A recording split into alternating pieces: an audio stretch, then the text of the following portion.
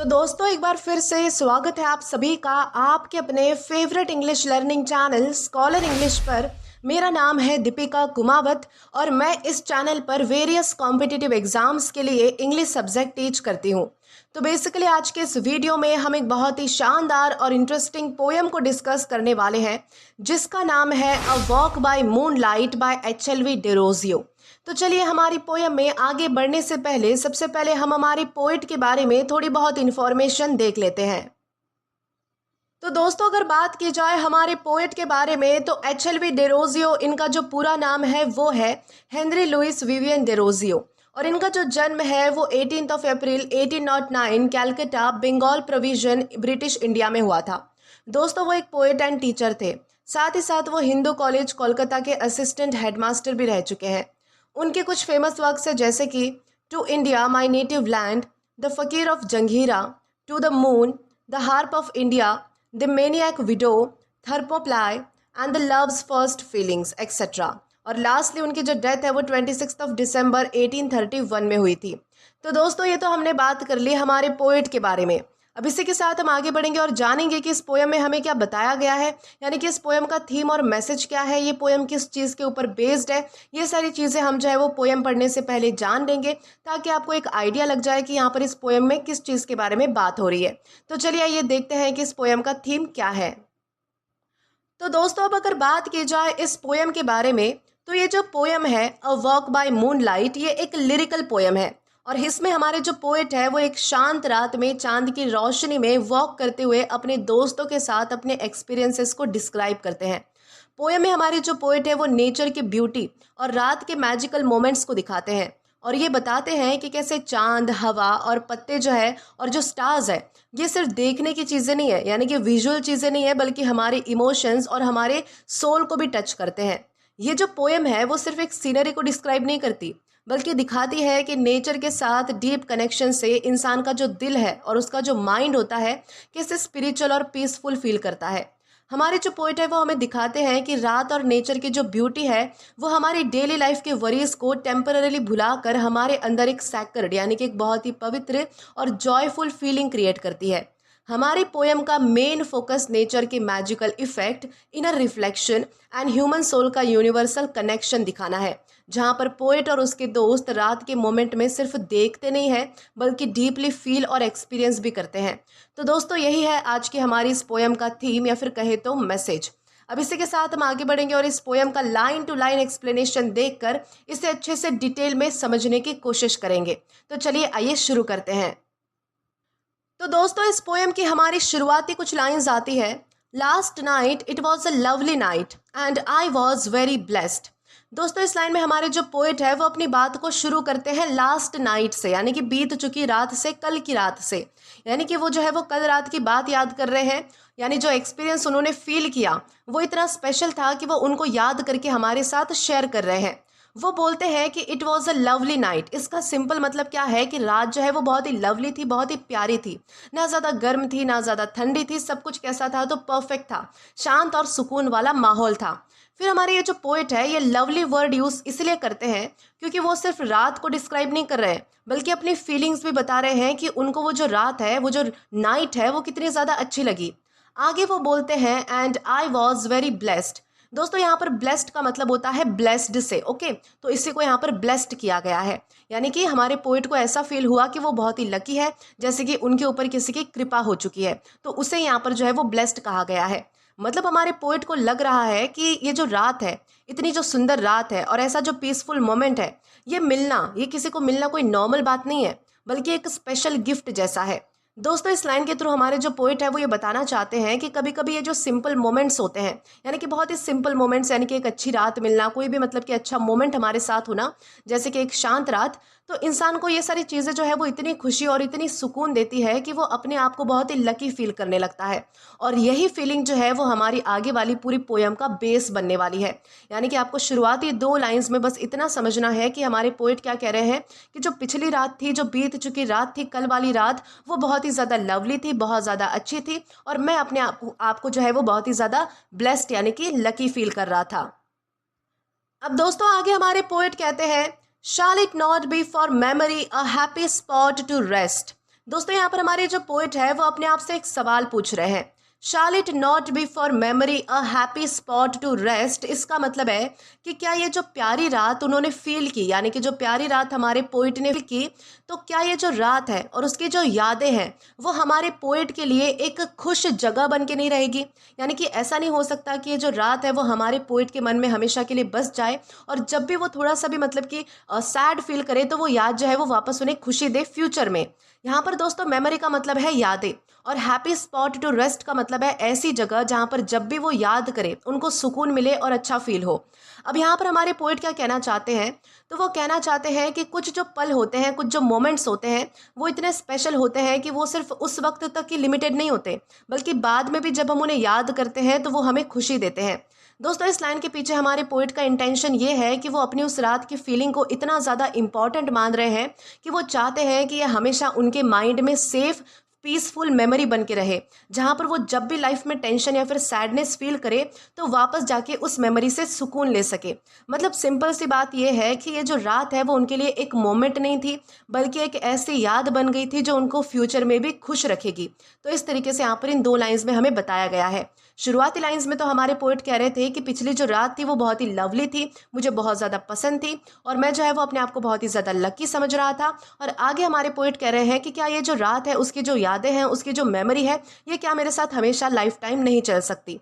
तो I hope आपको ये जो पहला स्टांजा है, ये जो ऊपर की 4 लाइन्स है, ये अच्छे से क्लियर हो चुकी है। इसी के साथ हम आगे बढ़ते हैं। अब दोस्तों इसके बाद हमारे पोएट कहते हैं, yes there are in the backward past soft hours to which we turn. दोस्तों यहाँ पर हमारे जो पोएट है वो खुद ही अपने पिछले वाले सवाल का जवाब देते हैं। यस मतलब कि होता है हाँ, बिल्कुल ऐसी यादें होती है।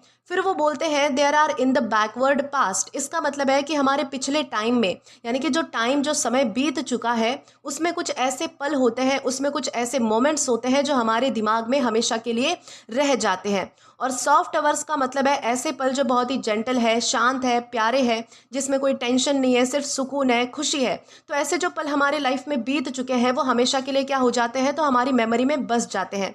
और फिर जब हमारे पोएट बोलते हैं टू विच वी टर्न, तो इसका मतलब है कि जब भी हम हमारी लाइफ में उदास या फिर परेशान होते हैं तो हम अपने आप उन्हीं पुरानी यानी कि प्यारी यादों की तरफ मुड़ जाते हैं, हम उन्हें याद करते हैं, उन्हें याद करके हम खुश होते हैं। पोएट ये बताना चाहते हैं कि इंसान की एक हैबिट होती है कि वो अपने पास्ट के अच्छे मोमेंट्स को याद करके अपने आप को बेटर फील कराता है। दोस्तों इस लाइन के पीछे हमारे पोएट का इंटेंशन ये है कि पोएट अपनी कल रात वाली जो मेमोरी है, जो कि उनको बहुत ज़्यादा अच्छी लगी थी, उसे भी वो सॉफ्ट अवर्स में काउंट करना चाहते हैं। मतलब कि वो समझ चुके हैं कि ये भी एक ऐसा प्यारा पल है जो आगे चल के उनको हमेशा सुकून देगा और वो उसे याद करेंगे। तो इसलिए वो जो है वो पहले सवाल पूछ रहे थे कि क्या ये जो मेमोरी है वो मेरे दिमाग में हमेशा के लिए नहीं रह सकती, और अभी इसी सवाल का जवाब उन्होंने दिया है कि हाँ, कि कुछ पल ऐसे होते हैं जो हमारे पास्ट से रिलेटेड होते हैं, जिन्हें हम हमारे दुखों में यानी कि आज भी याद करते हैं। और उसी तरीके से मैं ये जो कल रात वाली जो मतलब कि यादें हैं, जो मोमेंट है, उसे भी मैं अपने सॉफ्ट अवर्स में काउंट करना चाहता हूँ। तो इस तरीके से यहाँ पर इन 2 लाइंस में हमारे पोएट हमें कह रहे हैं। दोस्तों इसके बाद हमारे पोएट कहते हैं hours which at distance mildly shine on but never burn. दोस्तों इसका सीधा मतलब है कि कुछ पुराने पल ऐसे होते हैं जो दूर हो जाने के बाद भी हल्की सी रोशनी की तरह चमकते रहते हैं, लेकिन वो कभी भी दर्द या फिर जलन नहीं देते। हमारे पोएट बोलते हैं hours which at distance mildly shine, यानी जो पल अब बीत चुके हैं या फिर हमसे थोड़े दूर हो गए हैं वो माइल्डली शाइन करते हैं। मतलब कि वो धीरे धीरे सॉफ्ट तरीके से हमारी यादों में चमकते रहते हैं, बिल्कुल तेज नहीं बल्कि हल्का सा सुकून देने वाली फीलिंग के साथ। यानी कि वो क्या करते हैं, तो हमारी यादों में धीरे धीरे आते हैं और हमें अच्छा फील करवाते हैं। और जब हमारे पोएट कहते हैं shine on but never burn, तो इसका मतलब है कि वो जो यादें हैं वो हमें खुशी देती है, लेकिन हमें कभी हर्ट नहीं करती। जैसे कि मान लीजिए कि जिससे कोई चीज़ अगर बहुत ही तेज़ होती है तो वो जलती है, पर ये जो यादें हैं वो ऐसी बिल्कुल नहीं होती है, ये सिर्फ लाइट देती है, पेन नहीं देती। यानी कि जो यादें होती है वो कैसी होती है, तो हमें अच्छा फील करवाने वाली होती है, ना कि बुरा फील करवाने वाली। दोस्तों इस लाइन के पीछे हमारे पोएट का लॉजिक ये है कि जब भी कोई मोमेंट नया होता है तब हम उसके जो इमोशंस है, उसकी जो भावनाएं हैं वो बहुत ही स्ट्रांग होती है, कभी कभी ओवरवेलमिंग भी होती है। लेकिन जब वही मोमेंट, वही पल टाइम के साथ पुराना हो जाता है तो उसकी जो याद है वो सॉफ्ट हो जाती है, सिर्फ उसका जो अच्छा है पार्ट है वही रह जाता है। जैसे अगर आपको एग्जाम्पल से समझाऊँ तो मान लीजिए कि आपका अगर किसी के साथ बहुत ही बुरा रिलेशन है या फिर आपके अगर किसी के साथ झगड़े हो जाते हैं, तो आप कुछ टाइम के लिए यानी कि 4-5 दिन के लिए जो है वो उसके बारे में बुरा सोचोगे, उसके नेगेटिव साइड्स को देखोगे। लेकिन अगर एक बहुत ज़्यादा टाइम बीत चुका है, यानी कि साल, 2 साल या फिर 5 साल, 10 साल बीत चुके हैं और अगर वो इंसान आपको मतलब कि याद आता है, तो तब आपको उसके पॉजिटिव साइड्स भी याद आएँगे कि वो किन-किन चीज़ों में अच्छा था। यानी कि एक टाइम के बाद जो हमारी जो यादें होती है वो क्या करती है, तो माइल्डली शाइन करती है, बल्कि जलती नहीं है, बर्न नहीं करती है। हमारे पोएट का इंटेंशन यही बताना है कि लाइफ के अच्छे पल हमेशा हमारे साथ रहते हैं, लेकिन एक पीसफुल तरीके से। वो हमें कभी भी डिस्टर्ब नहीं करते, बल्कि क्वाइटली हमें कंफर्ट देते हैं। इसीलिए वो अपनी कल रात वाली मेमोरी भी, उसी को भी मतलब कि एक ऐसे ही सॉफ्ट शाइनिंग याद के रूप में देख रहे हैं, जो फ्यूचर में उनको सुकून देगी, कभी तकलीफ नहीं देगी। तो इस तरीके से यहाँ पर इन 2 लाइन्स में हमें समझाया गया है।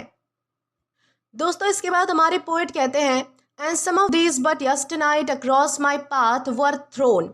दोस्तों इसका मतलब है कि ऐसे ही कुछ प्यारे पुराने पल, जैसे मैंने अभी बताए, हमारे पोएट यहाँ पर कह रहे हैं डायरेक्टली कि ऐसे ही कुछ प्यारे पुराने पल जैसे कि मैंने अभी आप सबको बताए, उनमें से कुछ कल रात को जो है वो मेरे सामने आ गए, जैसे कि मेरी लाइफ के रास्ते में अचानक से आ गिरे हो। यानी कि उनकी कोई प्लानिंग नहीं थी, वो अचानक से आ चुके थे।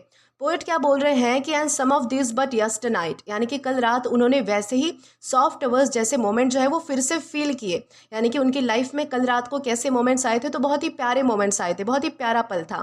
Across my path were thrown, इसका मतलब है कि वो मोमेंट्स मेरे सामने अचानक आ गए, बिना किसी प्लानिंग के, जैसे लाइफ ने खुद उनको मेरे लिए भेजा हो।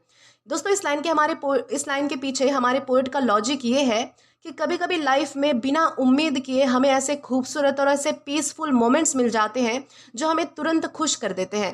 पोएट ये बताना चाहते हैं कि कल रात वाली जो वॉक, यानी कि जो मैं चल रहा था, जो मेरी वॉक थी, वो भी मेरे लिए वैसा ही एक गिफ्ट थी, उन्हीं मोमेंट्स में से एक था। एक ऐसा मोमेंट जो मैंने बिल्कुल भी प्लान नहीं किया था, पर फिर भी मुझे मिल गया और मुझे अंदर से क्या किया, तो उसने बहुत ही ज़्यादा हैप्पी फील करवाया, सुकून दिया। दोस्तों इसमें एक और फीलिंग है कि जैसे नेचर या फिर लाइफ जो है वो खुद उनको ये जो मोमेंट है वो गिफ्ट की तरह दे रही हो। मतलब ये सिर्फ नॉर्मल वॉक नहीं थी, बल्कि एक स्पेशल एक्सपीरियंस था जो उनके रास्ते में आया और उनको डीपली टच कर गया। तो दोस्तों इस तरीके से इन 2 लाइंस का हमें मतलब समझना है। तो दोस्तों आगे हमारे पोएट कहते हैं, which made my heart so very light, I think it could have phloem. दोस्तों इसका सीधा मतलब है कि उस रात के एक्सपीरियंस ने हमारे पोएट का जो दिल है वो इतना ज़्यादा हल्का और इतना ज़्यादा खुश कर दिया था कि उनको ऐसा फील हो रहा था जैसे कि उनका जो दिल है वो उड़ भी सकता है। जब हमारे पोएट बोलते हैं which made my heart so very light, तो इसका मतलब है कि उनके अंदर से जो सारी टेंशन है, सारा जो बोझ है, जो हैवी फीलिंग है, वो सारी हट गई थी और वो बिल्कुल कैसा फील कर रहे थे, तो बहुत ही फ्री और हैप्पी फील कर रहे थे। आगे वो कह रहे हैं, I think it could have phloem. दोस्तों इसका मतलब है कि उनकी जो खुशी है वो इतनी ज़्यादा थी कि उनको लग रहा था कि जैसे वो अभी हवा में उड़ जाएंगे। दोस्तों ये एक तरीके से सिर्फ इमेजिनेशन है, रियल में ऐसा नहीं होता है। बस हमारे पोएट जो है वो अपनी फीलिंग को स्ट्रॉन्ग दिखाने के लिए ऐसा बोल रहे हैं। इस लाइन के पीछे हमारे पोएट का लॉजिक ये है कि जब इंसान नेचर के इतना ज़्यादा क्लोज आता है या फिर इतना ज़्यादा पीसफुल मोमेंट फील करता है, तो उसका जो माइंड और उसका जो दिल है वो दोनों रिलैक्स हो जाते हैं, वो बिल्कुल फ्री फील करता है। हमारे पोएट का इंटेंशन ये दिखाना है कि कल रात की वॉक सिर्फ अच्छी नहीं थी, बल्कि उसने उसको अंदर से भी इतना लाइट और खुश बना दिया, जैसे उनको लग रहा था कि वो किसी बंधन से फ्री हो चुके हो। यानी कि जैसे किसी ने उसे कैद करके रखा था इतने दिनों तक, और वो मोमेंट फील करके अब वो पूरी तरीके से मतलब कि आज़ाद हो चुके हैं। दोस्तों ये जो फीलिंग है वो दिखाती है कि नेचर और सिंपल मोमेंट्स कितने ज़्यादा पावरफुल होते हैं। वो इंसान को इतना खुश कर सकते हैं कि वो ऑलमोस्ट उड़ने जैसा फील करे। तो इस तरीके से यहाँ पर इन 2 लाइंस में हमें समझाया गया है। दोस्तों इसके बाद हमारे पोएट कहते हैं, I had been out to see a friend with whom I others saw. दोस्तों इसका सीधा मतलब है कि पोएट किसी दोस्त से मिलने गए थे और वहाँ उसने और भी लोगों को देखा जो कि उसके दोस्त के साथ थे। जब वो कहते हैं I had been out to see a friend, तो इसका मतलब है कि वो अपने घर से बाहर निकले थे अपने किसी फ्रेंड से मिलने के लिए। और with whom I others saw, इसका मतलब है कि उस फ्रेंड के साथ और भी लोग थे, यानी वो अकेला नहीं था बल्कि एक छोटा सा ग्रुप था जहाँ पर सब लोग मिल रहे थे। दोस्तों इस लाइन के पीछे का लॉजिक ये है कि वो अपनी रात की कहानी स्टेप बाय स्टेप यानी कि एक एक करके बता रहे हैं कि कैसे वो बाहर गए, दोस्तों से मिले और फिर आगे जो स्पेशल एक्सपीरियंस हुआ उस तक पहुंचे। हमारे पोएट का इंटेंशन ये भी दिखाना है कि ये जो खुशी और सुकून उन्होंने फील किया वो सिर्फ अकेला होने की वजह से नहीं था, बल्कि अपने लोगों के साथ होने से भी था। मतलब ये किसी नॉर्मल सी एक सोशल मीटिंग नहीं थी, पर धीरे धीरे ये जो मीटिंग है ये एक डीप और स्पेशल एक्सपीरियंस में बदल गई, जहाँ पर फ्रेंडशिप और नेचर दोनों मिलकर उनको इतनी ज़्यादा स्ट्रॉन्ग फीलिंग दे रहे थे। तो इस तरीके से यहाँ पर इन दो लाइन्स में हमें समझाया गया है।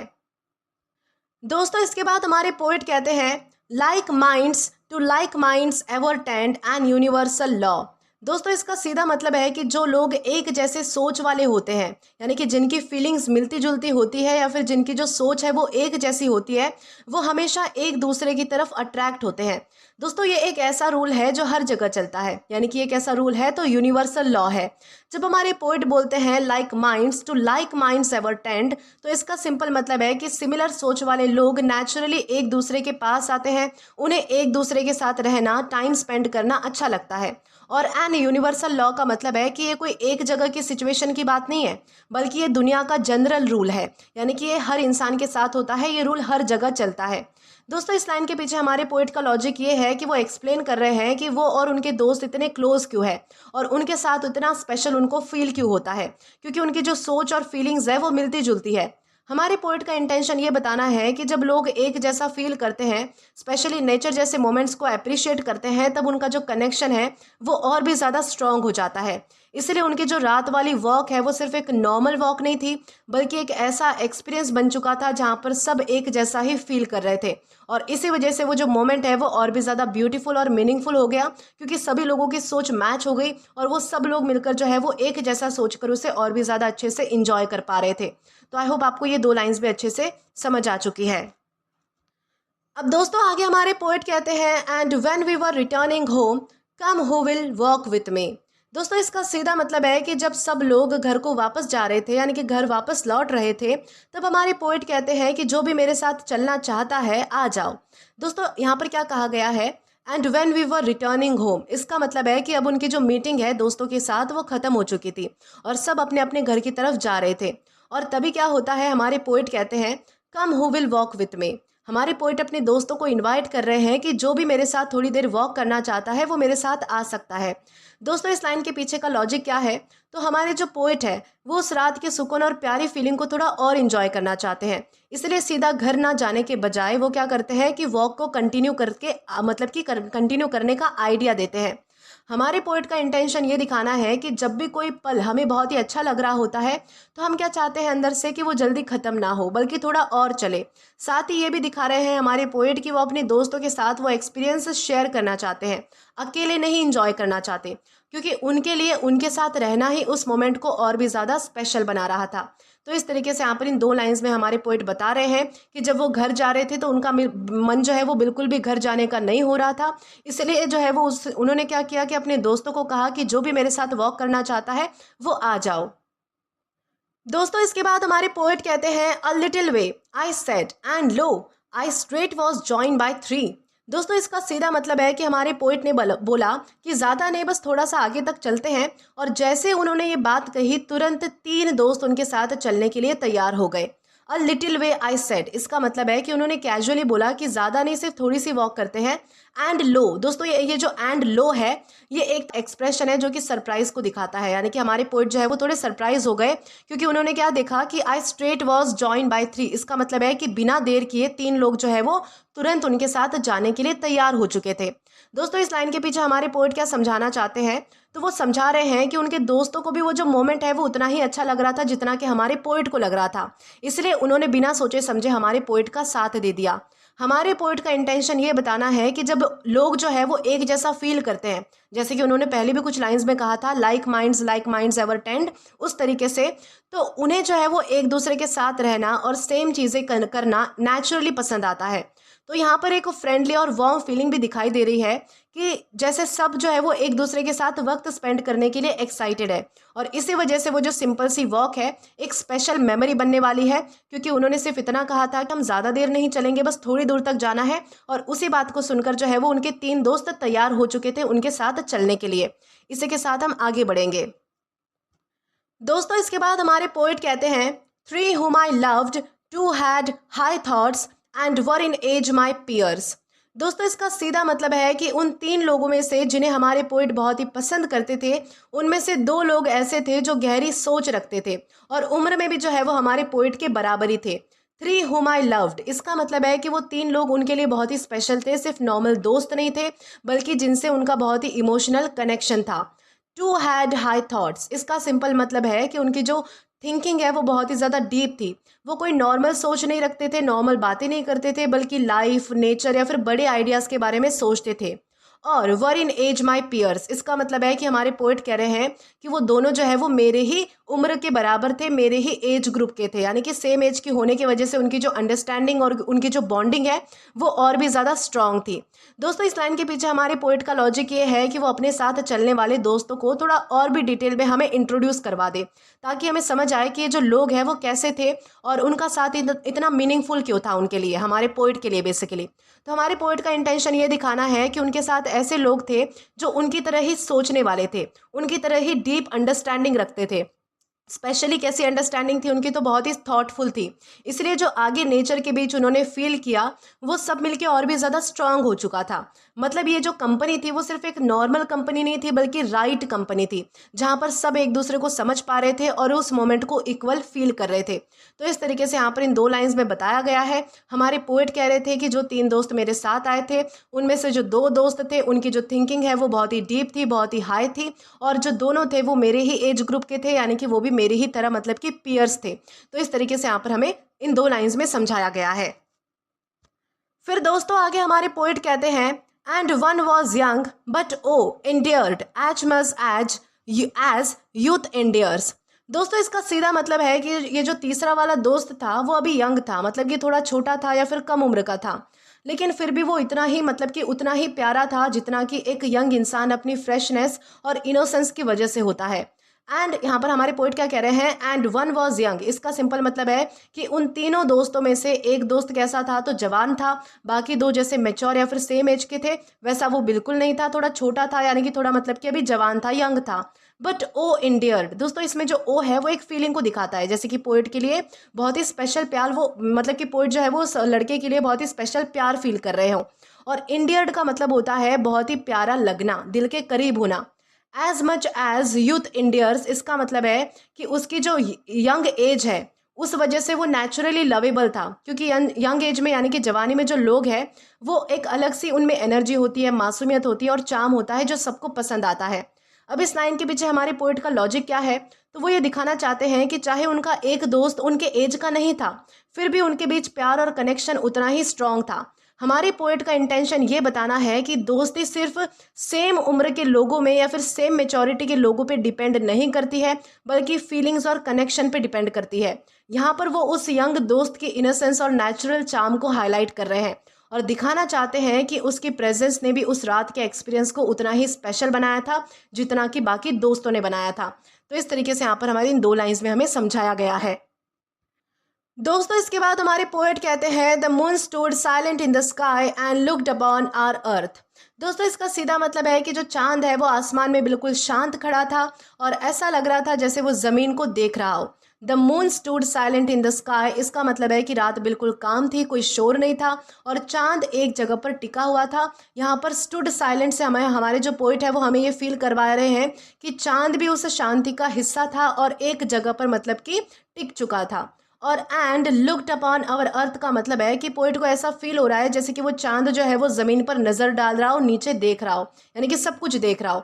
दोस्तों ये रियल में तो नहीं होता है, पर इमेजिनेशन से हमारे जो पोइट है वो सीन को और भी ज़्यादा अलाइव बनाने की कोशिश कर रहे हैं। इस लाइन के पीछे का लॉजिक ये है कि वो नेचर को सिर्फ चीज़ों के रूप में नहीं देखते बल्कि एक लिविंग प्रेजेंस की तरफ फील कर रहे हैं। हमारे पोएट का इंटेंशन ये दिखाना है कि रात का माहौल इतना शांत और कनेक्टेड लग रहा था कि उनको ऐसा फील हो रहा था कि जैसे चांद भी उनके साथ इस मोमेंट का हिस्सा है और वो उन्हें ऊपर से यानी कि ज़मीन की तरफ देख रहा है। दोस्तों इससे एक मैजिकल और पीसफुल फीलिंग आती है और ये भी हमें पता चलता है कि पोएट नेचर के साथ कितना डीपली कनेक्टेड हो गए हैं। उनको सब कुछ जिंदा और मीनिंगफुल लग रहा है, सिर्फ ऑब्जेक्ट नहीं लग रहे हैं। तो इस तरीके से यहाँ पर इन 2 लाइन्स में हमें समझाया गया है। दोस्तों इसके बाद हमारे पोएट कहते हैं the clouds divided passing by in homage to her worth.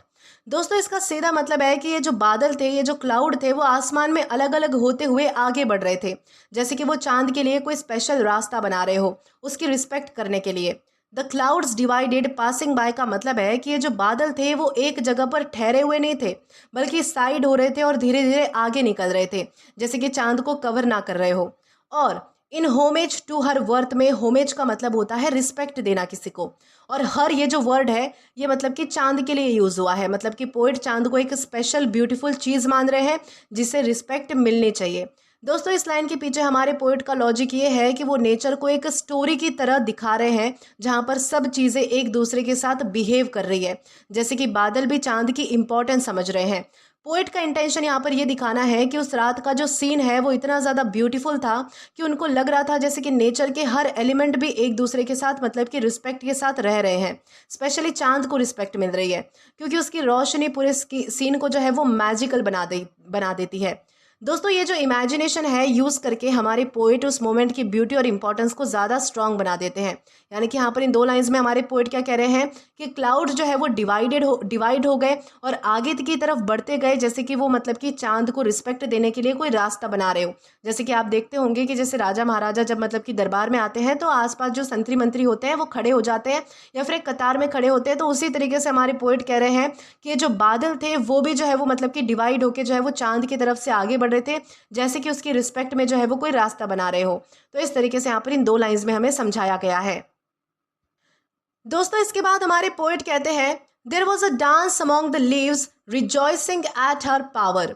दोस्तों इसका सीधा मतलब है कि जो पेड़ों के पत्ते हैं वो जो हिल रहे थे, तब ऐसा लग रहा था कि जैसे वो हिलते हुए डांस कर रहे हो और वो चांद की रोशनी से खुश होकर सेलिब्रेट कर रहे हो। There was a dance among the leaves, इसका मतलब है कि पत्ते हवा में हिल रहे थे, लेकिन हमारे पोइट को वो सिर्फ हिलना नहीं लग रहा था बल्कि एक डांस जैसा लग रहा है। मतलब कि उनका जो हिलना है वो भी बहुत ही ज़्यादा ब्यूटीफुल और लाइवली बनाकर यहाँ पर हमारे पोइट ने हमारे सामने प्रेजेंट किया है। और फिर वो कहते हैं रिजॉइसिंग एट हर पावर। इसमें दोस्तों रिजॉइसिंग का मतलब होता है खुशी मनाना, और ये जो हर वर्ड है वो हमारा फिर से चांद के लिए यूज़ हुआ है। यानी कि पत्ते जैसे चांद की पावर, उसकी रोशनी और उसकी ब्यूटी को एंजॉय कर रहे थे। दोस्तों इस लाइन के पीछे हमारे पोइट का लॉजिक ये है कि वो नेचर के छोटे छोटे एक्शंस को भी हैप्पी और अलाइव सीन में बदल रहे हैं। कि हवा चल रही है, पत्ते हिल रहे हैं, पर हमारे पोइट उसको सेलिब्रेशन के रूप में देख रहे हैं। यानी कि उनको पत्तों का हिलना भी मतलब कि डांस की तरह दिख रहा है। हमारे पोइट का इंटेंशन ये दिखाना है कि उस रात का इन्वायरमेंट इतना पॉजिटिव और इतना जॉयफुल था कि उनको लग रहा है जैसे कि नेचर का हर पार्ट खुश है और उस मोमेंट को एंजॉय कर रहा है। इससे हमें ये भी समझ आता है कि पोइट का जो कनेक्शन है वो नेचर के साथ वो कितना ज़्यादा डीप है, कितना ज़्यादा गहरा है कि वो सिंपल चीज़ों में भी लाइफ और इमोशंस देख रहे हैं। तो इस तरीके से यहाँ पर इन दो लाइन्स में हमें समझाया गया है। तो दोस्तों इसके बाद हमारे पोइट कहते हैं Who ropes for them of silver weaves within one mystic hour। दोस्तों इसका सीधा मतलब है कि चांद जो है वो उन पत्तों के लिए एक सिल्वर यानी कि चांदी जैसा कपड़ा या फिर कवरिंग बना रहा है, और वो सब कुछ एक मैजिकल या फिर मिस्टिक आवर में हो रहा है। Who ropes for them of silver weaves, इसका मतलब है कि चांद की रोशनी पत्तों पर गिर रही है जैसे कि उसने जो है वो उनके लिए एक सॉफ्ट और चमकदार कपड़ा बिछा दिया हो। विदिन वन मिस्टिक आवर, इसका मतलब है कि ये जो पूरा सीन है वो एक ही स्पेशल मैजिकल रात के पल में हो रहा है, जैसे कि टाइम जो है वो मतलब कि अभी के लिए यानी कि टेम्पररीली रुक गया हो और सब कुछ ब्यूटीफुल और एन्चेंटिंग लग रहा हो। दोस्तों इस लाइन के पीछे हमारे पोइट का लॉजिक ये है कि वो चांद की रोशनी और नेचर के इंटरेक्शन को एक फेरी टेल जैसा दिखाना चाहते हैं। पोइट का इंटेंशन ये है कि उस रात का जो माहौल था वो इतना मैजिकल और इतना स्पेशल था कि जो सिंपल पत्ते और चांद की रोशनी थी वो भी एक अलग ही ब्यूटी और चार्म दिखाने लगे थे। दोस्तों इससे हमें समझ आता है कि पोइट के लिए जो नेचर है वो सिर्फ ऑब्जेक्ट का कॉम्बिनेशन नहीं है, बल्कि एक लिविंग और मिस्टिकल एक्सपीरियंस भी है जहाँ पर हर एलिमेंट अपना रोल प्ले कर रहा है और रात को पूरी तरीके से मैजिकल बना रहा है। तो इस तरीके से यहाँ पर इन दो लाइंस में हमें समझाया गया है। दोस्तों इसके बाद आगे हमारे पोइट कहते हैं there was a song among the winds hymning her influence. दोस्तों इसका सीधा मतलब है कि हवा में ऐसा लग रहा था जैसे कि कोई गाना चल रहा हो जो कि चांद के इफेक्ट को सेलिब्रेट कर रहा हो। There was a song among the winds, इसका मतलब है कि जब हवा चल रही थी उसमें एक नेचुरल म्यूजिक या फिर नेचुरल रिदम फील हो रहा था। पोइट को वो नॉर्मल हवा का साउंड नहीं लग रहा था बल्कि एक गाना जैसा लग रहा था। और हिमिंग हर इन्फ्लुएंस में हिमिंग का मतलब होता है प्रेस करना, गाना गाकर किसी को रिस्पेक्ट दिखाना, उसकी तारीफ करना। बेसिकली हिमिंग का मतलब होता है एक तरीके से गुनगुनाना। ओके, और हर जो है वो यहाँ पर फिर से चांद के लिए यूज़ हुआ है। मतलब हवा जो है वो खुद चांद के इफेक्ट, उसकी रोशनी, उसकी ब्यूटी को अप्रिशिएट कर रही थी। दोस्तों इस लाइन के पीछे हमारे पोएट का लॉजिक ये है कि वो नेचर के हर एक छोटे एलिमेंट में लाइफ और इमोशन दिखाना चाहते हैं। पोएट का इंटेंशन ये है कि उस रात का माहौल इतना लाइवली और पावरफुल था कि चांद की रोशनी जो है वो सिर्फ एक लाइट नहीं थी, बल्कि इतनी स्ट्रांग थी कि हवा, पत्ते, इन्वायरमेंट सब उसको सेलिब्रेट कर रहे थे, जैसे कि नेचर भी उस मोमेंट में बहुत ज़्यादा खुश हो। ये जो है वो हमारे पोएट के लिए सिर्फ पोएटिक इमेजिनेशन नहीं है, बल्कि एक डीप फीलिंग भी है कि पूरा नेचर जो है वो उस रात उसके साथ था, यानी कि हमारे पोएट के साथ था, और उस एक्सपीरियंस को और भी ज़्यादा मैजिकल बना रहा था हमारे पोएट के लिए। तो इस तरीके से यहाँ पर इन दो लाइंस में हमें समझाया गया है। दोस्तों इसके बाद आगे हमारे पोएट कहते हैं that low breath minstrelsy which binds the soul to thought intense। दोस्तों इसका सीधा मतलब है कि वो हल्का और सॉफ्ट म्यूजिक या फिर जो आवाज़ थी जिसे यहाँ पर लो ब्रेथ minstrelsy कहा गया है, ये जो है वो हवा या फिर नेचर में आ रही थी, इंसान के दिल और दिमाग को इतना इफेक्ट कर रही थी, यानी कि इतना उस पर असर डाल रही थी कि वो गहरी सोच में लग जाता है। दैट लो ब्रेथ minstrelsy इसका मतलब है कि एक हल्की, जेंटल या फिर ऑलमोस्ट विस्पर जैसी आवाज़ जो ज़्यादा तेज़ या फिर लाउड नहीं होती है, जैसे कि हम थोड़ा फुसफुसाते हैं या फिर बहुत ही धीरे आवाज़ में बोलते हैं, उसे यहाँ पर जो है वो मतलब कि लो ब्रेथ minstrelsy कहा गया है। बस धीरे धीरे से वो आवाज़ें जो है वो मतलब कि फील हो रही थी। और which binds the soul to thought intense इसका मतलब है कि ये जो आवाज़ या फिर म्यूज़िक है वो इंसान के अंदर के इमोशंस और उसके थॉट्स को स्ट्रॉन्ग और फोकस बना देते हैं, जैसे कि पोएट मतलब कि पोएट को लाइफ, नेचर और यूनिवर्स की मिस्ट्रीज़ के बारे में सोचने पर ये सारी चीज़ें मजबूर कर रही हो। दोस्तों इस लाइन के पीछे हमारे पोएट का लॉजिक ये है कि वो दिखाना चाहते हैं कि नेचर सिर्फ देखी नहीं जाती है, यानी कि नेचर सिर्फ देखने की चीज़ नहीं है बल्कि फील की जाती है, और वो इंसान के अंदर बहुत ही डीप इम्पैक्ट डालती है। हमारे पोएट का इंटेंशन ये है कि चांद, हवा, पत्ते सब मिलके एक ऐसी एटमॉस्फेयर क्रिएट करते हैं जहाँ पर माइंड और हमारी जो सोल है वो दोनों इंगेज हो जाते हैं, यानी कि दोनों ही चीज़ें बिजी हो जाती है और इंसान एक स्पिरिचुअल या फिर थॉटफुल मूड में आ जाता है। मतलब कि ये मोमेंट जो है वो सिर्फ विजुअल ब्यूटी का नहीं था, बल्कि एक इनर एक्सपीरियंस का था जहाँ पर पोएट अपनी सोच में यानी कि गहराई में चले गए थे। तो इस तरीके से यहाँ पर इन दो लाइंस में हमें समझाया गया है। दोस्तों इसके बाद हमारे पोएट कहते हैं and there was something in the night that with its magic wound us. दोस्तों इसका सिंपल मतलब है कि रात में कुछ ऐसा था जो जैसे अपनी मैजिक से सबको रैप कर रहा था, सबको अपने अंदर खींच रहा था, यानी कि सबको समेट रहा था। And there was something in the night, दोस्तों इसका मतलब है कि रात में एक स्पेशल फीलिंग या फिर एटमॉस्फेयर थी जो कि नॉर्मल नहीं थी, कुछ अलग थी और कुछ मैजिकल थी। और आगे कहते हैं हमारे poet that with its magic wound us, इसका मतलब है कि उस मैजिक ने सबके इमोशंस को इफेक्ट किया, सबके इमोशंस पर असर डाला, जो सबको धीरे धीरे अपने चाम में ले आया, यानी कि सबको क्या किया तो अपने चाम में यानी कि समेट लिया। वुंड दोस्तों यहाँ पर फिजिकल नहीं है बल्कि फीलिंग के लिए यूज हुआ है, मतलब कि सब उसकी ब्यूटी और मैजिक में कैसे हो चुके थे तो घुल चुके थे। दोस्तों इस लाइन के पीछे हमारे पोएट का लॉजिक ये है कि वो रात का माहौल डिस्क्राइब कर रहे हैं, बेसिकली सिर्फ विजुअल या फिर साउंड से ज़्यादा पूरी रात एक ऐसी फीलिंग क्रिएट कर रही थी जो सबको इमोशनली टच कर रही थी। हमारे पोएट का इंटेंशन ये दिखाना है कि कभी कभी नेचर या फिर कोई स्पेशल मोमेंट अपने आप ही इतना पावरफुल होता है कि वो हमें कंट्रोल कर लेता है, जैसे हम खुद नहीं सोच रहे, बस हम फील कर रहे हो। दोस्तों जो लाइन है वो हमें बताती है कि पोएट और उसके दोस्तों का जो एक्सपीरियंस था वो सिर्फ चलने तक नहीं था, यानी कि सिर्फ वो एक वॉक नहीं थी, बल्कि एक ऐसी मैजिकल फीलिंग थी जिसमें सब इमोशनली और स्पिरिचुअली एक साथ बंध चुके थे। तो इस तरीके से यहाँ पर इन दो लाइंस में हमें समझाया गया है। दोस्तों इसके बाद हमारे पोएट कहते हैं for we not only saw but felt the moon light around us. दोस्तों इसका सीधा मतलब है कि वो लोग सिर्फ चांद की रोशनी को देख नहीं रहे थे बल्कि उसको अपने अंदर फील भी कर रहे थे, जैसे कि जो चांद की एनर्जी है उनके चारों तरफ थी, ऐसा उन्हें महसूस हो रहा था। For we not only saw, इसका मतलब है कि पोएट और उसके दोस्त सिर्फ विजुअल सेंस से देख रहे थे, मतलब कि आंखों से चांद की लाइट देख रहे थे। और but felt the moon light around अस, इसका मतलब है कि वो लाइट उनके लिए सिर्फ बाहर की चीज़ नहीं थी बल्कि उनको एक ऐसी फीलिंग दे रही थी जो अंदर तक टच कर रही थी, जैसे कि चांद की रोशनी उनके दिल या फिर माइंड में घुस चुकी हो और उनके इमोशंस और थॉट्स को अफेक्ट कर रही हो। दोस्तों इस लाइन के पीछे हमारे पोएट का लॉजिक ये है कि वो बताना चाहते हैं कि ये जो नेचर की ब्यूटी है वो सिर्फ कोई देखने की चीज़ नहीं है, यानी कि नेचर की जो ब्यूटी है वो सिर्फ देखी नहीं जाती है बल्कि फील भी की जाती है।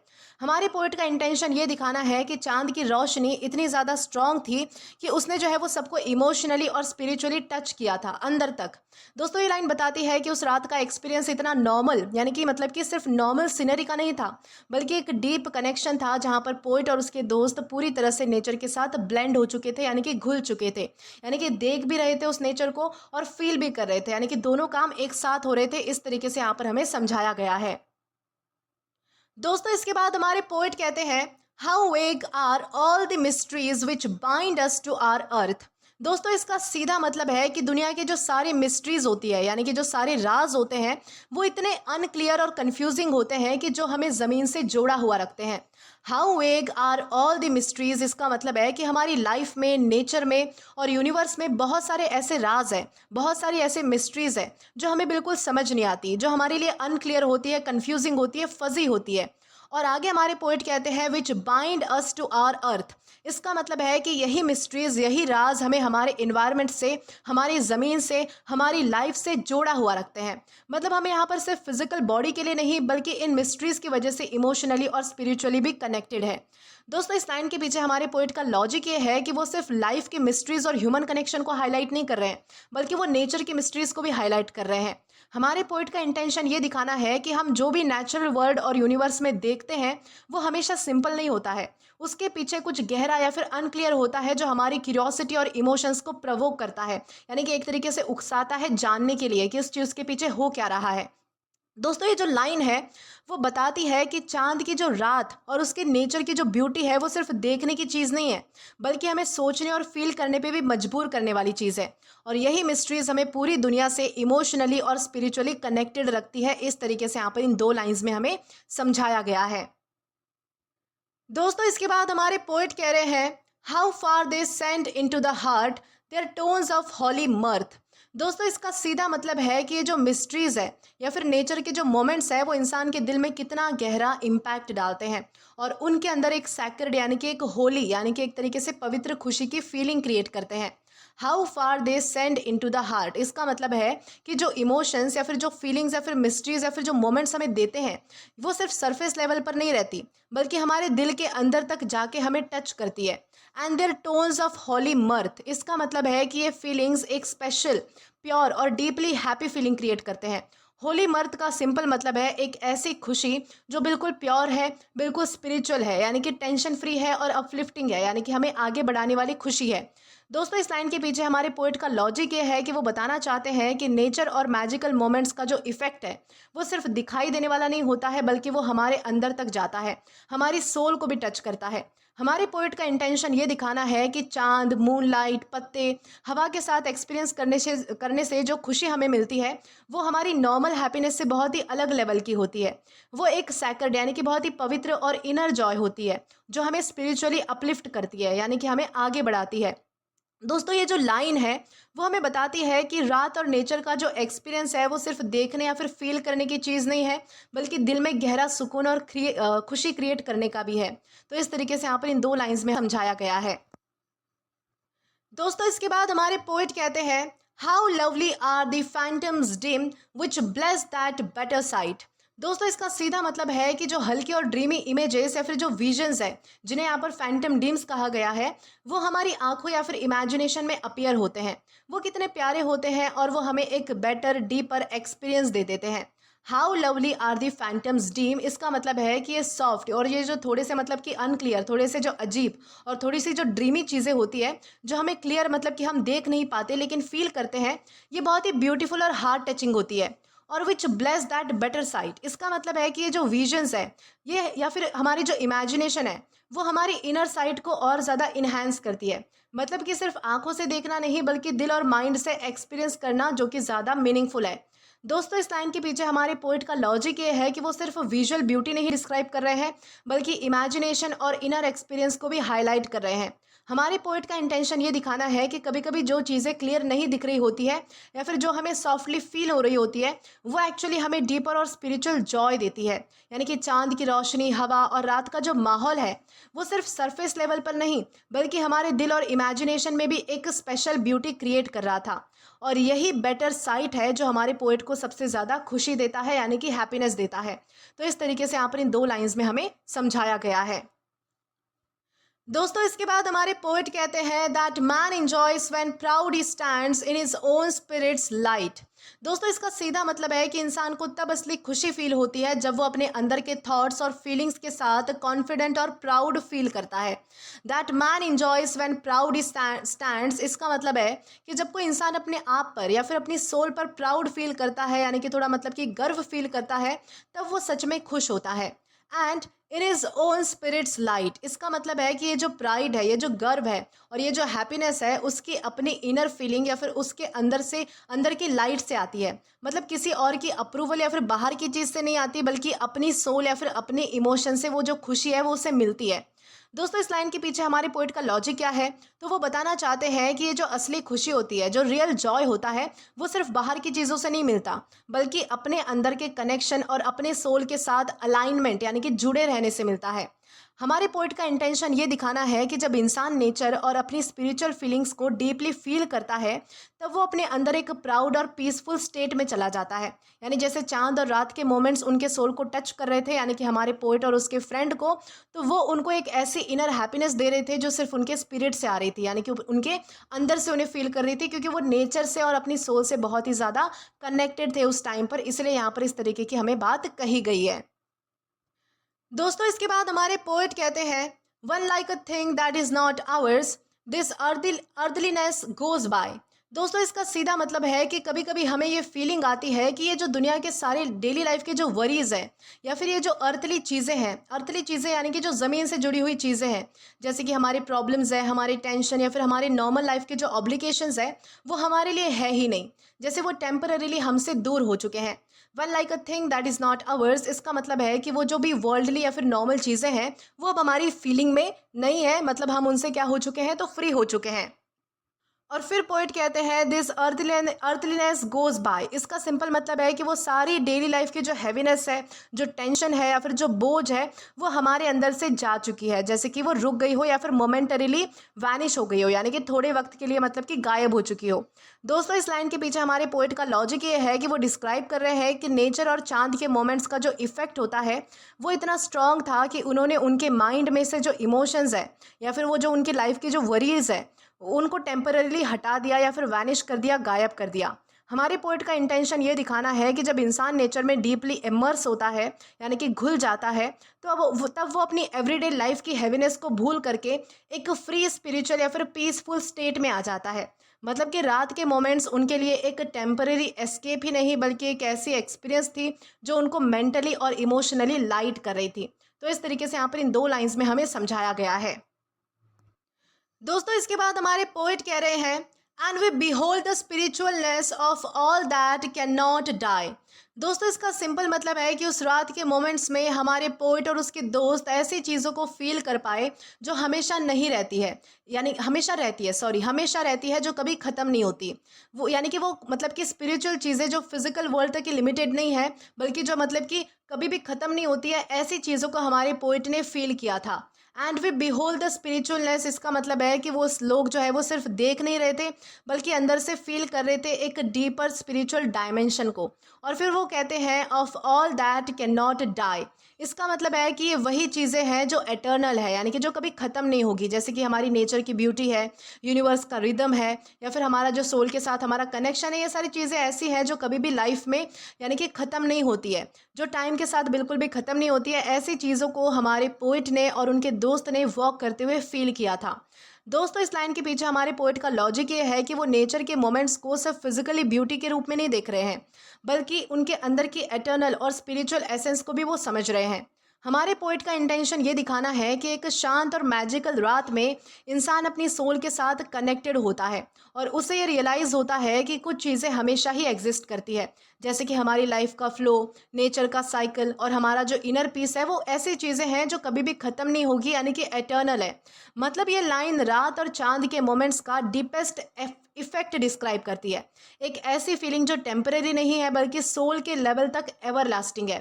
तो इस तरीके से यहाँ पर इन दो लाइंस में हमें समझाया गया है।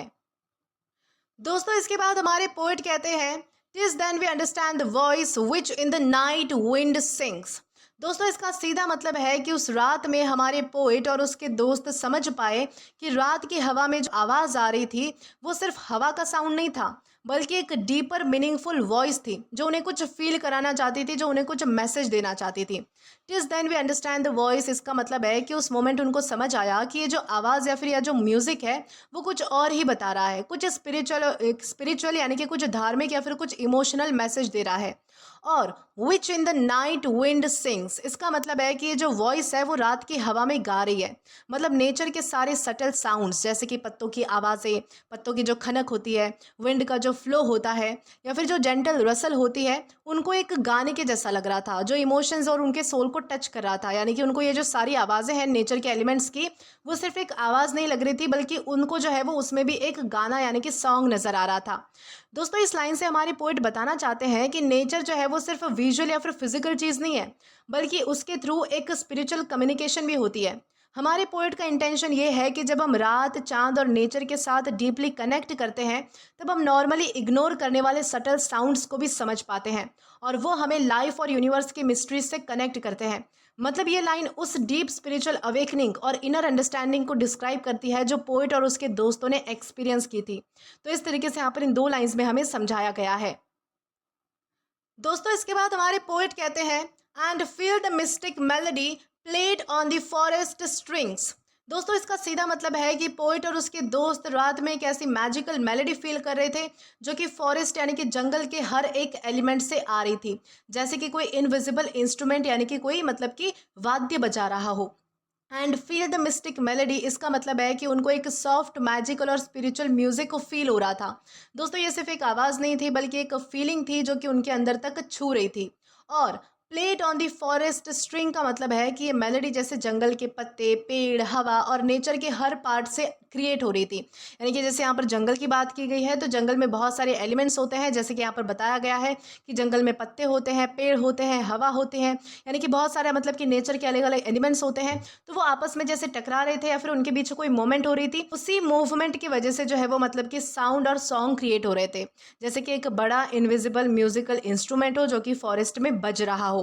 दोस्तों, इस लाइन की वजह से हमारे जो पोएट है वो हमें एक मैसेज देना चाहते हैं कि नेचर के सटल और मैजिकल साउंड्स को मतलब कि उन्होंने एक म्यूज़िक के रूप में दिखाया है, ताकि हम समझ सके कि ये जो एक्सपीरियंस है वो सिर्फ विजुअल नहीं था, बल्कि स्पिरिचुअल और इमोशनल भी था।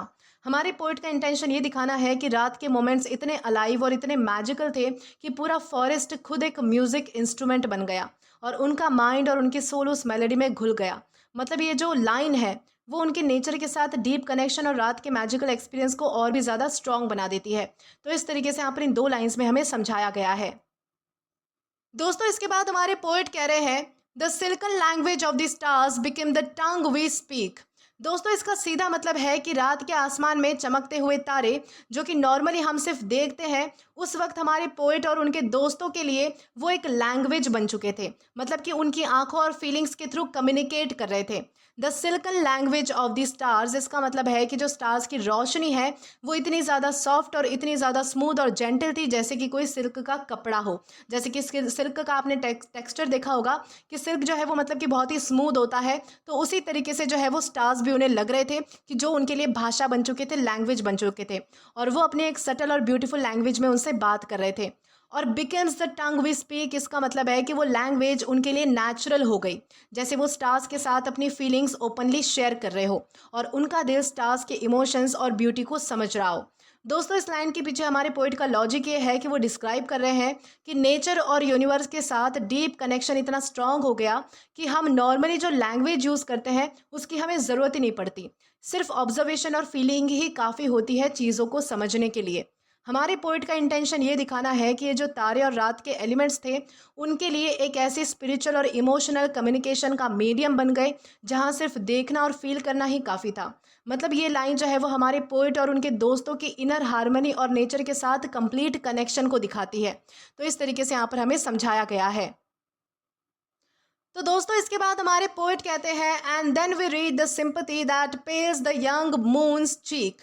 यहाँ पर दोस्तों इसका सीधा मतलब है कि उस रात हमारे पोइट और उनके दोस्त को उस फीलिंग को भी मतलब कि वो समझ पाए जो इतनी जेंटल और इतनी इमोशनल थी कि वो यंग मून यानी कि नई चांद की सॉफ्ट रोशनी को भी हल्की मतलब कि पेल कर रही थी, यानी कि थोड़ा सा फीका कर रही थी। And then we read the sympathy, इसका मतलब है कि वो लोग नेचर और रात के सटल इमोशंस को रीड कर पाए, यानी कि समझ पाए, फील कर पाए। और that pales the young moon's cheek, इसका मतलब है कि ये फीलिंग या फिर ये जो इमोशनल डेप्थ है वो इतनी स्ट्रॉन्ग और डेलिकेट थी कि चांद की नेचुरल ब्यूटी और सॉफ्ट ग्लो भी उसके सामने हल्के लगने लगे, जैसे कि चांद शर्मिंदा हो रहा हो या फिर उसकी रोशनी को compete करना यानी कि उसकी रोशनी का सामना करना, उसको टक्कर देना मुश्किल हो रहा हो। दोस्तों इस लाइन के पीछे हमारे पोइट एक बताना चाहते हैं कि नेचर के मोमेंट्स और उनका इमोशनल एक्सपीरियंस सिर्फ हम पर ही इम्पैक्ट नहीं करता, बल्कि उनका इफेक्ट इतना स्ट्रॉन्ग है कि चांद जैसे हेवनली बॉडी को भी सेकेंडरी लगने लगता है। हमारे पोइट का इंटेंशन ये दिखाना है कि रात का माहौल जैसे कि मून लाइट और ये जो सराउंडिंग है वो नेचर की एनर्जी इतनी मैजिकल और पावरफुल थी कि इंसान के जो इमोशंस और उसकी जो परसेप्शन है उसको डीप स्पिरिचुअल एक टच मिल रहा था। मतलब ये जो लाइन है वो हमारे लिए यानी हमारे पोइट के लिए रात के मैजिकल और इमोशनली रिच एक्सपीरियंस का हाईलाइट है, जहाँ पर ह्यूमन फीलिंग्स और नेचर एकदम मतलब कि मर्ज हो आपस में घुल चुके हैं। तो इस तरीके से यहाँ पर हमें समझाया गया है।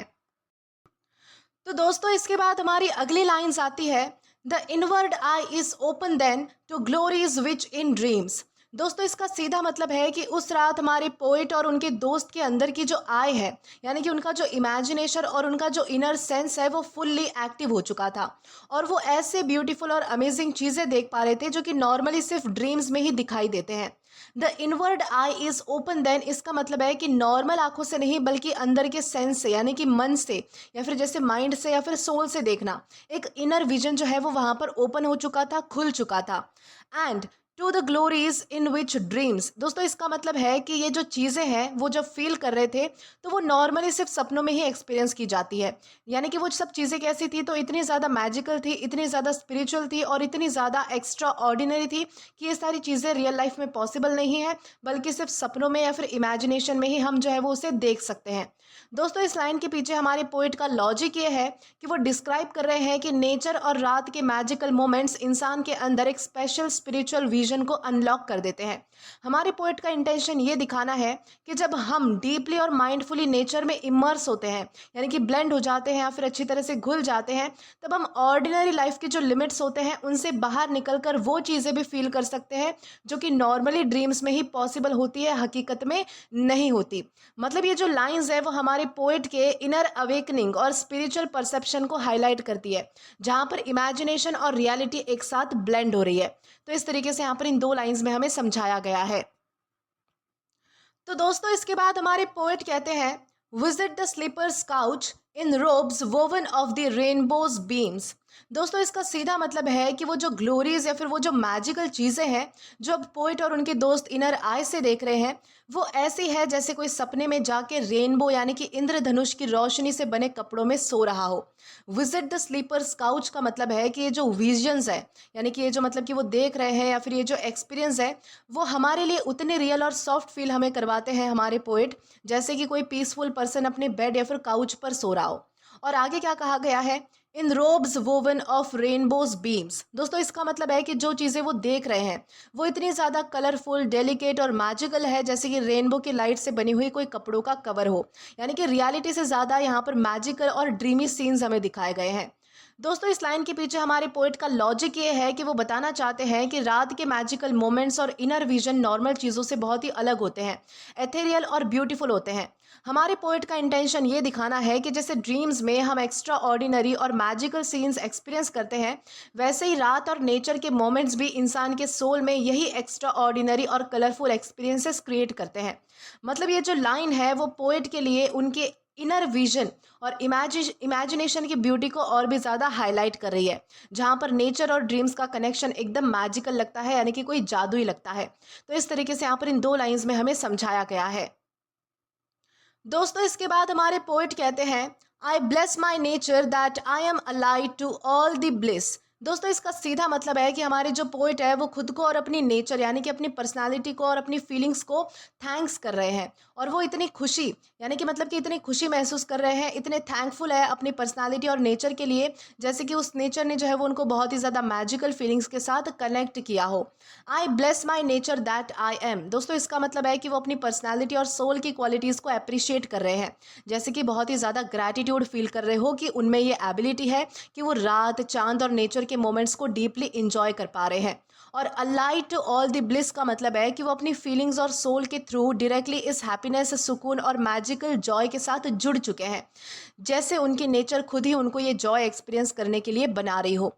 दोस्तों, इस लाइन के पीछे हमारे पोएट का लॉजिक ये है कि वो बताना चाहते हैं कि रियल हैप्पीनेस जो है वो सिर्फ बाहर की चीज़ों से नहीं मिलती, बल्कि हमारे अंदर के नेचर से और हमारा सोल के साथ जो जुड़ाव होता है, अलाइनमेंट होता है, उससे हमें मिलती है। हमारे पोएट का इंटेंशन ये दिखाना है कि उस रात का जो एक्सपीरियंस था, जैसे कि चांद की रोशनी और नेचर की ब्यूटी, सिर्फ एक मोमेंट का फन नहीं था, यानी कि वो सिर्फ कोई मज़े वाली बात नहीं थी, बल्कि हमारे पोएट के लिए एक डीप इनर ब्लिस भी था, जिसमें उनकी ओन पर्सनालिटी और सोल एक्टिवली उसमें पार्टिसिपेट कर रही थी। मतलब ये जो लाइन है वो हमारे पोएट के ग्रैटिट्यूड और इनर हार्मनी को हाईलाइट करती है, जहाँ पर वो खुद के नेचर और वर्ल्ड के ब्लिसफुल मोमेंट्स के बीच में कनेक्शन फील कर रहे हैं। तो इस तरीके से यहाँ पर इन 2 लाइंस में हमें समझाया गया है। दोस्तों, इसके बाद हमारे पोएट कहते हैं, which other worlds we are told afford but which I find in this. दोस्तों, इसका सीधा मतलब है कि लोग कहते हैं कि ये जो खुशी है, सुकून है और ये जो मैजिकल एक्सपीरियंसेस है, ये सिर्फ किसी और स्पेशल वर्ल्ड या फिर फैंटेसी में मिलते हैं। लेकिन हमारे पोएट कहते हैं कि ये सब मुझे ऑलरेडी इसी दुनिया में, इसी मोमेंट में मिल चुका है। Which other world we are told afford, इसका मतलब है कि लोग अक्सर कहते हैं कि ये जो खुशियाँ होती है, ये जो जॉयज़ या फिर ब्लिस होते हैं, वो सिर्फ कहीं और, किसी अलग वर्ल्ड में या फिर सिर्फ सपनों में ही हमें मिल सकते हैं। But which I find in this, इसका मतलब है कि हमारे पोएट के लिए वो सब मैजिकल फीलिंग्स और हैप्पीनेस ऑलरेडी यहीं पर, इसी वर्ल्ड और इसी रात के मोमेंट्स में हमारे पोएट को मिल रहे हैं। कोई और जगह की हमारे पोएट को ज़रूरत ही नहीं है। दोस्तों, इस लाइन से हमारे पोएट वो दिखाना चाहते हैं कि नेचर और स्पिरिचुअल एक्सपीरियंसेस को डीपली फील करने से हम ऑर्डिनरी, यानी कि साधारण दुनिया में ही एक्स्ट्रा ऑर्डिनरी चीज़ें पा सकते हैं। हमें किसी और दुनिया की ज़रूरत नहीं है। हमारे पोएट का इंटेंशन ये है कि हम हमेशा बाहर और किसी और जगह की खुशी की तलाश नहीं करते। कभी कभी ये जो खुशियाँ होती है वो हमारे आसपास सिंपल और नेचुरल मोमेंट्स में छुपी होती है, बस हमें उन्हें ढूंढने की देर होती है। मतलब ये लाइन हमारे पोएट के लिए एक रियलाइजेशन और ग्रैटिट्यूड का एक्सप्रेशन है, जहाँ पर वो फील करते हैं कि रात, चांद और नेचर के साथ जो कनेक्शन उन्होंने पाया है वो किसी भी फैंटेसी वर्ल्ड से कोई कम नहीं है। जो चीज़ें फैंटेसी वर्ल्ड में वो देख पाते हैं, इमेजिन कर पाते हैं, वो सारी चीज़ें उन्होंने रियल वर्ल्ड में, यानी कि हकीकत में देख ली है, महसूस कर ली है। तो इस तरीके से यहाँ पर इन 2 लाइंस में हमें समझाया गया है। दोस्तों, इसके बाद हमारे पोएट कहते हैं, my heart is battered when I feel that even this human heart. दोस्तों, इसका सीधा मतलब है कि हमारे पोएट का जो दिल है वो खुश और अपलिफ्टेड फील करता है, यानी कि ऐसा फील करता है जैसे कि वो ऊंचाई पर पहुंच चुका है। और ये सब वो तब फील करते हैं जब उन्हें ये रियलाइजेशन होती है कि इंसान का अपना जो दिल है, यानी कि हमारी जो फीलिंग्स और इमोशंस है, वो भी नेचर और यूनिवर्स के साथ कनेक्ट हो सकती है।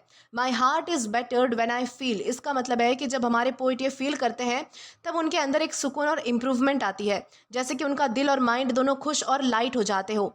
और फिर वो कहते हैं that even this human heart, इसका मतलब है कि ये सिर्फ पोएट का हार्ट नहीं, बल्कि हम इंसानों का नॉर्मल हार्ट भी, जो कभी ऑर्डिनरी और लिमिटेड हमें लगता है, वो भी नेचर और यूनिवर्सल ब्लिस के साथ रेसोनेट कर सकता है, यानी कि कनेक्ट कर सकता है। दोस्तों, इस लाइन के पीछे हमारे पोएट क्या हमें दिखाना चाहते हैं, तो वो ये दिखाना चाहते हैं कि ह्यूमन इमोशंस और हमारी जो आत्मा होती है वो सिर्फ ऑर्डिनरी लाइफ तक ही लिमिटेड नहीं होती, बल्कि वो नेचर और यूनिवर्स के मैजिकल और स्पिरिचुअल मोमेंट्स के साथ डीपली कनेक्ट भी हो सकती है। हमारे पोएट का इंटेंशन ये है कि उस रात का एक्सपीरियंस उनके लिए एक स्पिरिचुअल और इमोशनल अपलिफ्टमेंट था, जहां उनको फील हुआ कि इंसान भी उन मैजिकल और एटर्नल जॉयस का हिस्सा बन सकता है। मतलब ये जो लाइन है वो हमारे पोएट के इनर हैप्पीनेस और ह्यूमन सोल के नेचर के साथ, ह्यूमन सोल का जो नेचर के साथ कनेक्शन है उसको दिखाती है। तो इस तरीके से आपको इन 2 लाइन्स में समझना है। तो दोस्तों, इसके बाद हमारे पोएट कह रहे हैं, to all around is gently bound and forms of all a part. दोस्तों, इसका सीधा मतलब है कि इंसान का जो दिल है, या फिर हमारे पोएट का जो दिल है, नेचर और यूनिवर्स के साथ जेंटली और नेचुरली जुड़ा हुआ है। और हर चीज़, हर फॉर्म, यानी कि हर लिविंग और नॉन लिविंग एलिमेंट एक दूसरे का ही पार्ट है। To all around is gently bound, इसका मतलब है कि हमारे जो पोएट के इमोशंस और सोल की जो हर चीज़ है, यानी कि हर चीज़ के साथ जो है वो, मतलब कि सॉफ्टली और पीसफुली जो है वो सारी चीज़ें कनेक्टेड है, जैसे कि एक इनविजिबल धागा जो है वो सब कुछ लिंक कर रहा हो, यानी कि जोड़ रहा हो। और फिर हमारे पोएट कहते हैं, and forms of all a part, इसका मतलब है कि हर चीज़ का अपना रोल और फॉर्म है और वो सब एक बड़ी हार्मनी में एक एक दूसरे का हिस्सा है। यानी कि इंसान भी, पेड़ पत्ते भी, स्टार्स भी और रात का माहौल भी, सब कुछ एक दूसरे से ही जुड़ा हुआ है। दोस्तों, इस लाइन के पीछे हमारे पोइट हमें ये बताना चाहते हैं कि ह्यूमन सोल और नेचर का कनेक्शन इतना डीप है कि वो बिल्कुल भी अलग नहीं है। हम और यूनिवर्स एक ही नेटवर्क का हिस्सा है। हमारे पोइट का इंटेंशन ये है कि रात, चांद और सराउंडिंग नेचर के मैजिकल मोमेंट से उनको ये रियलाइजेशन मिली कि सब चीज़ें एक साथ ही एग्जिस्ट करती है, और इसी हार्मनी का एक्सपीरियंस हमारे लिए एक पीसफुल और स्पिरिचुअल फीलिंग क्रिएट करता है। मतलब ये जो लाइन है वो हमारे पोइट के लिए एक इंटरकनेक्शन और यूनिवर्सल यूनिटी को एम्फसाइज करती है, जहाँ पर सब चीज़ें और सभी इमोशंस एक दूसरे से जुड़े हुए होते हैं। इस तरीके से यहाँ पर इन 2 लाइन्स में हमें समझाया गया है। दोस्तों, इसके बाद हमारे पोइट कहते हैं that cold and lifeless as they seem the flowers, the stars, the sky. दोस्तों, इसका सीधा मतलब है कि जो चीज़ें हम कभी कभी बस कोल्ड और लाइफलेस समझ लेते हैं, जैसे कि फूल, तारे, आसमान, वो एक्चुअली सिर्फ आउटर अपीयरेंस में ही ऐसे लगते हैं। That cold and lifeless as they seem, इसका मतलब है कि नॉर्मल नज़र में हम सोचते हैं कि ये सारी चीज़ें जिंदा नहीं है या फिर इनमें कोई फीलिंग्स नहीं है, ये सारी चीज़ें बेजान है। और the flowers, the stars, the sky, इसका मतलब है कि पोइट जो है वो स्पेसिफिकली उन चीज़ों को पॉइंट आउट कर रहे हैं जो हमारे आसपास हमेशा होती तो है पर हम उन्हें इग्नोर कर देते हैं, जैसे कि पेड़ों के फूल, रातों के तारे और स्काई का जो वाइड एक्सपीरियंस है या फिर एक्सपेंस है, वो हमें बहुत ही छोटा लगता है या फिर लाइफलेस लगता है, ऐसा लगता है जैसे उसमें कोई जान नहीं है। दोस्तों, इस लाइन के पीछे हमारे पोइट का लॉजिक ये है कि वो हमें दिखाना चाहते हैं कि नेचर का आउटर अपीयरेंस कभी हमें मिसलीडिंग लगता है, यानी कि गुमराह करने वाला लगता है, लेकिन एक्चुअली उनमें एक डीप स्पिरिचुअल और इमोशनल एसेंस होती है। हमारे पोइट का इंटेंशन ये है कि चांद, रात और नेचर के साथ जब हम डीपली कनेक्ट करते हैं तब हमें लगता है कि ये चीज़ें जिंदा और वाइब्रेंट है। उनका एक हिडन मैजिक और लाइफ है जो हमारी सोल और इमोशंस को टच करता है। मतलब ये जो लाइन है वो हमारे परसेप्शन और रियलिटी के बीच में जो डिफरेंस है उसको हाईलाइट करती है और दिखाती है कि नेचर का जो असली चार्म है वो सिर्फ धीरे से फील करने पर होता है। तो इस तरीके से यहाँ पर हमें समझाया गया है हमारे पोइट के द्वारा। दोस्तों, इसके बाद हमारे पोइट कह रहे हैं have more than common minds may deem to stir our sympathy.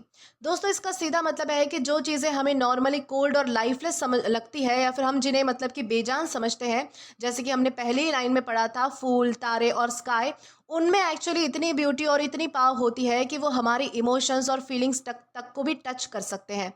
और ये सिर्फ वही लोग समझ पाते हैं जिनके जो थॉट्स है, यानी जिनके जो विचार है और जिनका जो दिल है मतलब कि वो थोड़ा डीप होता है, यानी कि गहरा होता है, गहरी सोच वाले लोग होते हैं, उन्हें ये सारी चीज़ें समझ आती है।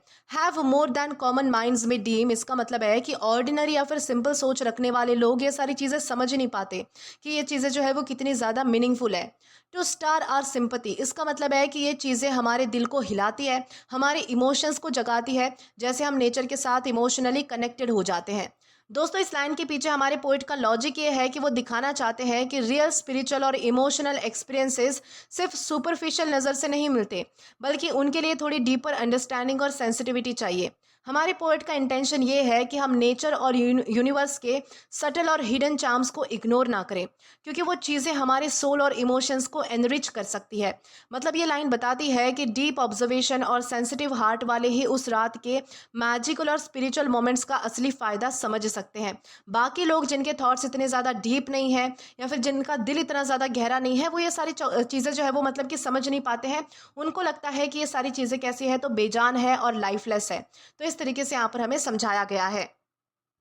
दोस्तों, इसके बाद हमारे पोएट कहते हैं oh in such moments can I crush the grass beneath my feet. दोस्तों, इसका मतलब है कि हमारे पोइट ये सोच रहे हैं कि क्या ऐसे मैजिकल और स्पिरिचुअल मोमेंट्स में वो छोटी छोटी चीज़ें जैसे कि ज़मीन पर जो घास उगती है, क्या उसे वो हार्म कर सकते हैं। Oh in such moments can I crush, दोस्तों इसका मतलब है कि पोइट इमोशनली सोच रहे हैं कि क्या ये चीज़ें एक्सेप्टेबल है कि वो ग्रास को स्टेप करे, उसे कुचल दे या फिर उसे हर्ट करे, जब उस मोमेंट में नेचर इतनी ज़्यादा ब्यूटीफुल और अलाइव लग रही है। यानी कि अब वो इतने ज़्यादा कनेक्टेड है नेचर के साथ कि वो एक छोटी सी चीज़ यानी कि घास पर भी कदम रखने से मतलब कि सोच रहे हैं कि क्या मुझे इसे हर्ट करना चाहिए या फिर नहीं।